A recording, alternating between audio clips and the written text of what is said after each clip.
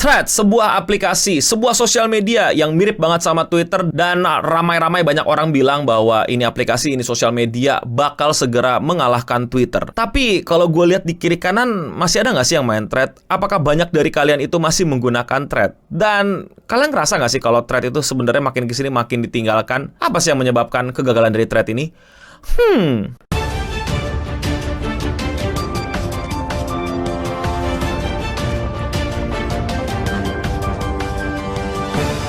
Pada Juli 2023, Threads itu akhirnya diluncurkan sama Facebook alias Meta. Sebuah aplikasi yang sangat persis banget kayak Twitter. Isinya ya tweet, isinya ya banyak orang bikin sebuah rangkaian kata dan nanti kalian bisa bales, kalian bisa retweet, kalian bisa quote retweet dan lain-lain.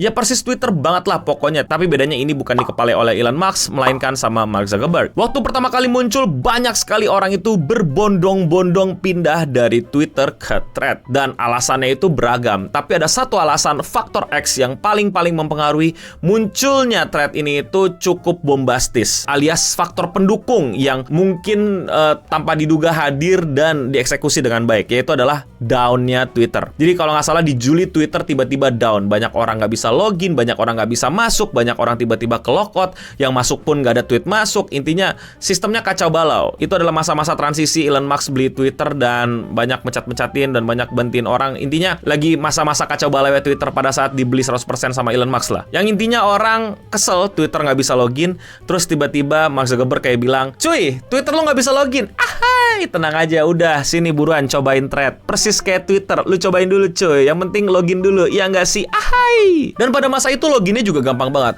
Kasarnya lu nggak perlu bikin akun dan lain-lain. Selama lu udah punya Instagram, lu langsung bisa login pakai Instagram lu ke Threads. Jadi udah ada situasi yang mendukung. Proses untuk menjalaninya juga mudah banget. Banyak orang nyobain Threads, banyak dapat user, dan akhirnya Threads meledak banget. Dan sekitaran 1 minggu, Threads akhirnya berhasil mengumpulkan 100 juta user untuk aktif di Threads. Namun, apakah sekarang makin banyak orang aktif di Threads? Makin banyak orang ngikutin Threads, makin banyak orang make Threads, makin banyak orang bersosial media dengan Threads. Ada artikel yang bilang kalau aplikasi ini tuh membosankan sekali dan kayaknya bakal gagal deh. Dan gue setuju, karena gue lihat di kiri kanan gue sangat sedikit banget orang Indonesia dedicated untuk main Threads. Ada, but not that much. Gue gak bilang sama sekali gak sukses ya. Banyak banget orang-orang yang meraih kesuksesannya melalui Threads, mungkin dengan menemukan niche-nya dan lain-lain, tapi kurang bisa mengalahkan Twitter. Wah, kalau Twitter sekarang mah udah sukses, tapi dengan chaoticnya ya. Mungkin kita bisa bahas lagi di berbagai macam kesempatan, tapi kalau kalian mau nonton, gue udah bahas algoritma Twitter di sini, yang dimana semakin lu chaos, semakin lu kontroversi, semakin lu emang ngundang masalah,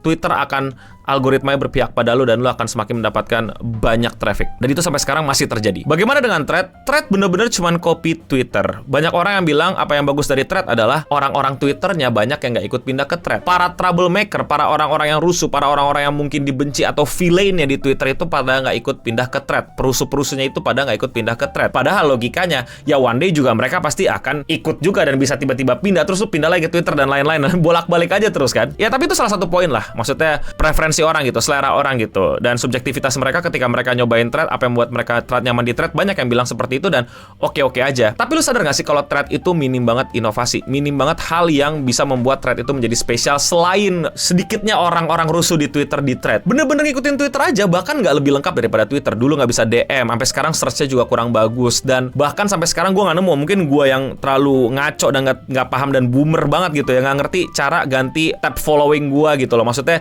jangan yang FYP mulu nih, ini yang gue pengen yang following aja nih. Jadi ya buat kalian yang belum tahu, ini juga salah satu hal yang bikin Twitter itu kurang nyaman ya buat gue pribadi, yaitu adalah mulai keluar tweet dari orang yang gue nggak follow. Bahkan di era dimana ada orang like tweet muncul di timeline aja, gue nggak suka loh. Mungkin kalian suka ya karena mungkin bisa discover more gitu, tapi buat gue malah jadi kayak, aduh, gue tuh pengen lihat following gue doang. Gue pengen lihat apa yang following gue tweet, apa yang following gue retweet. Bukan orang yang dikasih tahu sistem kayaknya lu bakal suka deh no sama yang dia tweet nih segala macem gitu. Ya bakal jelek mulu karena isinya keributan gitu, dan keributan itu sesuatu yang gampang banget untuk naik gitu. Jadi yang ke-share adalah keributan mulu gitu. Nggak di-share tuh info-info anime, info-info tentang Jepang Jepangan dan lain-lain. Jarang sekali gitu. Harus gue yang rajin untuk lagi sering-seringnya buka itu, dan atau gue rajin-rajin ke following. Nanti gue balik ke For You page, baru balik lagi tuh isinya yang disuggested yang anime-animean di Jepangan. Kalau lama kita nggak fit the algorithm, balik lagi tuh keributan-keributan yang di-share. Sangat minimnya inovasi, sangat minimnya hal yang baru dan yang spesial dari thread. Padahal ya, kalau thread bisa balikin ya Twitter yang dulu, yang dimana bener-bener nggak harus orang-orang yang